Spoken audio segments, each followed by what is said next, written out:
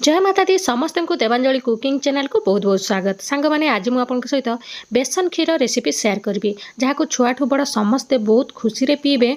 आ गोटे कप बेसन रे गोटे कप क्षीर देकी आम ये टेस्टी रेसिपीटा बनई पारिबा जहाँ कि ठंडा सर्दी काश सबुथिरे आपण नॉर्मल पी पारिबे। चलतो ताहले भिडियो को पूरा शेष पर्यंत देखो। देखिपे मुझे गोटे पैन नहीं जाइए 2 चामच घी 2 चामच घी को आम देदेबा ए गोटे चामच बेसन। आपड़ से परिमाण में जदि 2-4 लोकों करुवे से परिमाण रे ही नेबे।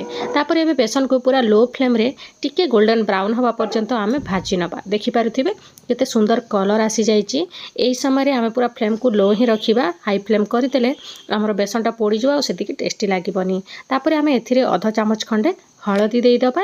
हलदी देहपाई बहुत हितकारक। आमती मु क्षीर भी पकईबी से छुआ मान तो एमती नॉर्मल हलदी क्षीर देले से माने पीबेनी। आपण यही प्रकार बनईकी दिंतु। तापर एबे आम अल्प अल्प करिकी क्षीर पकईबा। देखिपे मु गोटे कप क्षीर ही नहीं।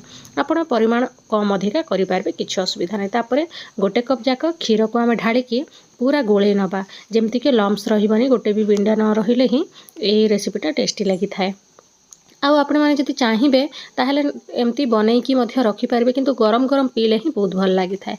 तापर आम गोलमरीच आउ टिके 2टा गुजराती को छेचिक एदेबा जहाद्वारा ठंडा काश हेले छाड़ीज। जदि छुआ मैंने जदि नॉर्मल एमती आप बनईकी दौरान ताहले ये 2टा को स्किप भी करेंगे। तापर मुझे अल्प अदा गुंड देदेची। आउ हजबैंड को टिके ठंडा होता से बनाऊँगी तो से टिके मु अदा गुंड देदेची। तापर स्वाद अनुसार आम ए चीनी देवा। चीनी जगह आप गुड़ यूज करेंगे किसी असुविधा नहीं।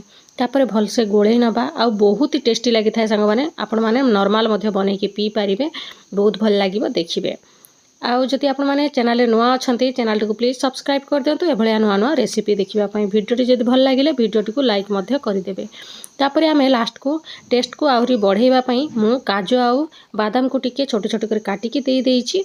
बहुत ही टेस्टी लगी था। यहाँ आप स्किप भी करेंगे देले किंतु बहुत भल लगी था से मुझे देखिपे। आहरी गोटे मिनिट आमर फुटीगले बेसन क्षीरटा पूरा रेडी।